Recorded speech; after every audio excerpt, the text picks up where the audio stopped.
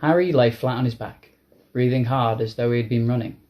He had awoken from a vivid dream with his hands pressed over his face. The old scar on his forehead, which was shaped like a bolt of lightning, was burning beneath his fingers, as though someone had just pressed a white-hot wire to his skin. He sat up, one hand still on his scar and the other reaching out into the darkness for his glasses, which were on the bedside table. He put them on and his bedroom came into clear focus, lit by a faint, misty orange light that was filtering through the curtains from the street lamp outside the window. Harry ran his fingers over the scar again. It was still painful. He turned on the lamp beside him, scrambled out of bed, crossed the room, opened his wardrobe and peered into the mirror on the inside of the door. A skinny boy of 14 looked back at him, his bright green eyes puzzled under his untidy black hair. He examined the lightning bolt scar and its reflection more closely. It looked normal, but it was still stinging. Harry tried to recall what had been dreaming about before he had been awoken. It seemed so real. There had to be two people he knew and one he didn't. He concentrated hard, frowning, trying to remember. The dim picture of a darkened room came to him. There had been a snake on a hearth rug, a small man called Peter, nicknamed Wormtail, and a cold, high voice, the voice of Lord Voldermort. Harry felt as though an ice cube had slipped down into his stomach at that very thought. He closed his eyes tightly and tried to remember what Voldemort had looked like, but it was impossible. All Harry knew was that that moment when Voldemort's chair had swung round, and he and Harry had seen what was sitting in it.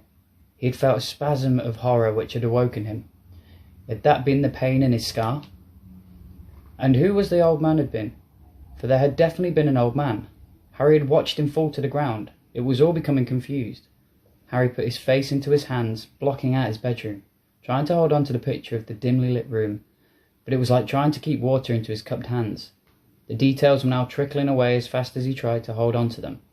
Voldemort and Wormtail had been talking about someone that they had killed, though Harry could not remember the name, and they had been plotting to kill someone else. Him. Harry took his face out of his hands, opened his eyes and stared around his bedroom, as though expecting to see something unusual there. As it happened, there was an extraordinary number of unusual things in his room. A large wooden trunk stood open on the front of his bed, revealing a cauldron, broomstick, black robes and assorted spellbooks. Rolls of parchment littered that part of his desk that was not taken up by the large empty cage in which his snowy owl Hedwig usually perched. On the floor beside his bed, a book lay open. He had been reading it before he fell asleep the previous night. The pictures in this book were all moving. Men in bright orange robes were zooming in and out of sight on broomsticks, throwing a red ball to each other. Harry walked over to this book, picked it up and watched one of the wizards score a spectacular goal by putting the ball through a 50-foot high hoop, and then he snapped the book shut. Even Quidditch, in Harry's opinion, the best sport in the world, couldn't distract him at that moment. He placed Flying with the Cannons at his bedside table, crossed to the window and drew back the curtains to survey the street below. Privet Drive looked exactly as respectable suburban street would be expected to look in the early hours of Saturday morning. All the curtains were closed. As far as Harry could see through the darkness, there wasn't a living creature in sight, not even a cat. And yet Harry went relentlessly back to his bed and sat down on it, running a finger over his scar again. It wasn't the pain that bothered him. Harry was no stranger to the pain and injury. He had lost all the bones from his right arm once and had them painfully regrown in a night. Wow. The same arm had been pierced by a venomous foot-long fang not long afterwards. Only last year Harry had fallen 50 foot from an airborne broomstick. He was used to bizarre accidents and injuries. They were unavoidable if you attended Hogwarts School of Witchcraft and Wizardry, and had a knack for attracting a lot of trouble. No, the thing that was bothering Harry was that the last time his scar had hurt him, it had been because Voldemort had been close by. But Voldemort couldn't be here. Now the idea of Voldemort lurking in Privet Drive was absurd, impossible. Harry listened closely to the silence around him. Was he half expecting to hear the creak of a stair, or the swish of a cloak? And then he jumped slightly as he heard his cousin Dudley giving a tremendous grunting snore from the next room. Harry shook himself mentally. He was being stupid. There was no one in the house with him except Uncle Vernon, Aunt Petunia and Dudley, and they were plainly still asleep, their dreams untroubled and painless. Asleep was the way Harry liked the Dursleys best. It wasn't as though there were ever any help to him awake. Uncle Vernon, Aunt Petunia and Dudley were Harry's only living relatives. They were muggles, non-magic people, who hated and despised magic in any form, which meant that Harry was about as welcome in their house as dry rock. They had explained away Harry's long absence at Hogwarts over the last 3 years by telling everyone that he went to St. Brutus's Secure Centre for Incurable Criminal Boys. They knew perfectly well that as an underage wizard, Harry wasn't allowed to use magic outside of Hogwarts, but were still apt to blame him for anything that went wrong about the house. Harry had never been able to confide in them, or tell them anything about his life in the wizarding world. The very idea of going to them when they woke, and telling them about his scar hurting him, and about his worries about Voldemort, was laughable. And yet it was because of Voldemort that Harry had come to live with the Dursleys in the first place. If it hadn't have been for Voldemort, Harry would not have the lightning scar on his forehead. If it hadn't been for Voldemort, Harry would still have his parents. Harry had been a year old the night that Voldemort, the most powerful dark wizard for a century, a wizard who had been gaining power steadily for 11 years, arrived at the house and killed his father and mother. Voldemort had then turned his wand on Harry. He had performed the curse that had disposed of many full-grown witches and wizards in his steady rise to power, and incredibly, it had not worked. Instead of killing the small boy, the curse had rebounded upon Voldemort.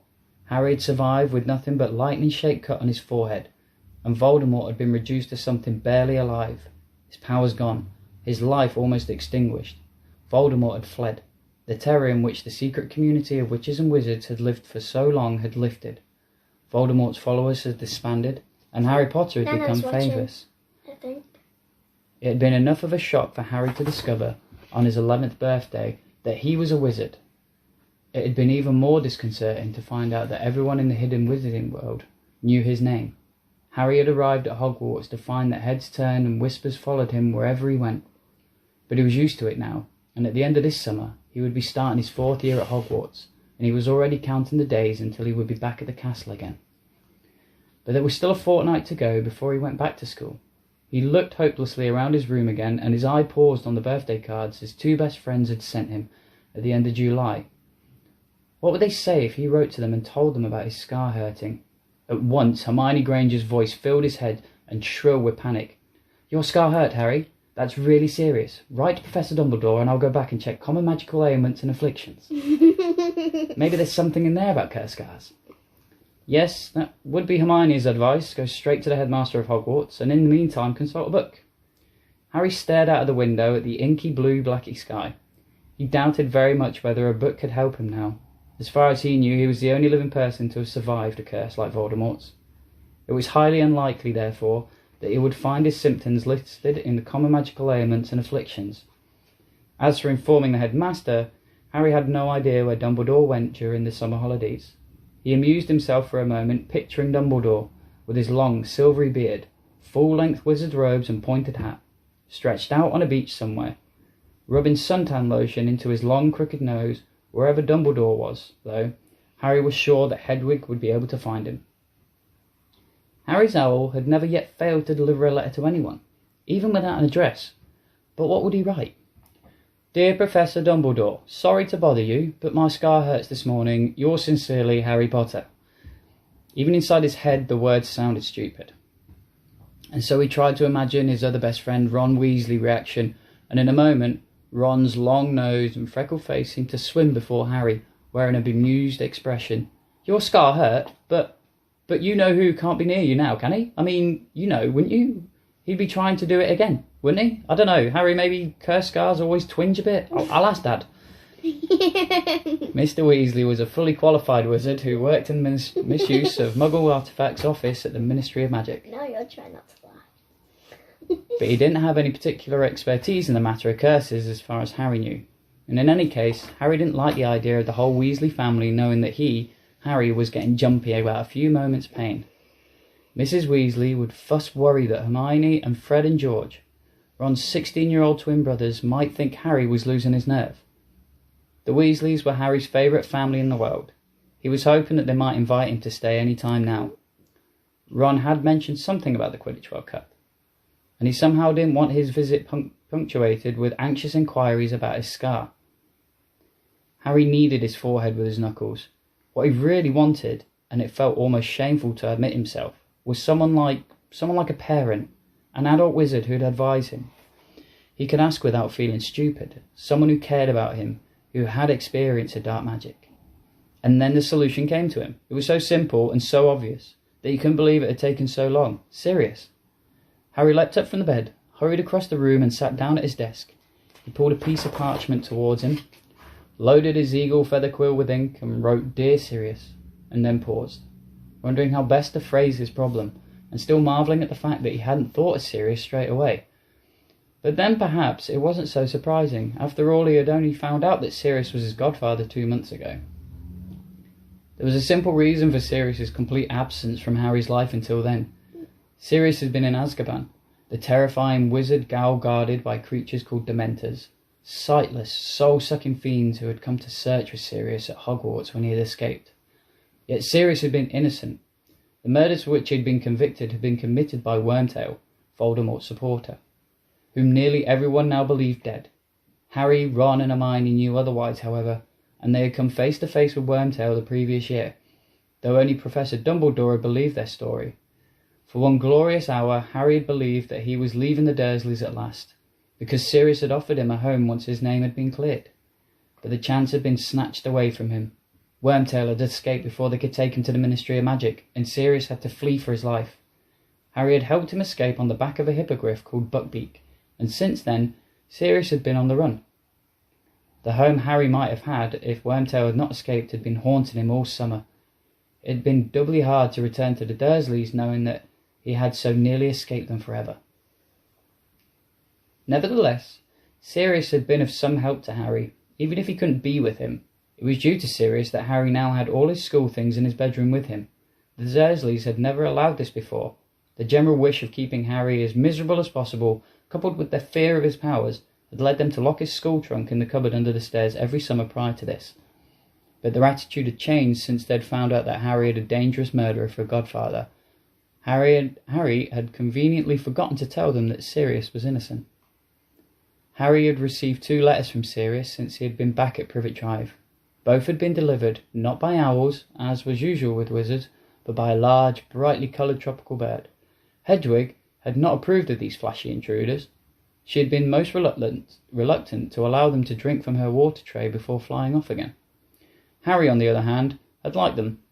They put him in mind of palm trees and white sand, and he'd hoped that wherever Sirius was— Sirius never said in case the letters were intercepted— he was enjoying himself. Somehow Harry found it hard to imagine Dementors surviving for long in bright sunlight.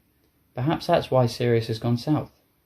Sirius's letters, which were now hidden beneath the highly useful loose floorboard under Harry's bed, sounded cheerful, and in both of them he had reminded Harry to call on him if ever Harry needed to. Well, he needed to now, all right. Harry's lamp seemed to grow dimmer as the cold grey light that precedes sunrise slowly crept into the room. Finally, the sun had risen, and when his bedroom walls had turned gold, and when sounds of movement could be heard from Uncle Vernon and Aunt Petunia's room, Harry cleared his desk of crumpled pieces of parchment and reread his finished letter. Dear Sirius, thanks for your last letter. That bird was enormous. It could hardly get through my window. Things are the same as usual here. Dudley's diet isn't going too well. My aunt finds my smuggling donuts into his room yesterday. They told him that they had to cut his pocket money if he keeps doing it. So he got really angry and chucked his PlayStation out the window. That's a sort of computer thing you can play games on. A bit stupid really now. He hasn't even got Mega Modulation Part 3 to take his mind off things. I'm okay mainly because the Dursleys are terrified you might turn up and turn them all into bats if I ask you to. A weird thing happened this morning though. My scar hurt again. And last time that happened it was because Voldemort was at Hogwarts. But I don't reckon he can be anywhere near me now, can he? Do you know if cursed scars sometimes hurt years afterwards? I'll send this with Hedwig when she gets back. She's off hunting at the moment. Say hello to Buckbeak for me. Harry. Yes, thought Harry. That looked all right. There was no point putting it in the dream. He didn't want it to look as though he was too worried. He folded the parchment up and laid it aside on his desk, ready for when Hedwig returned.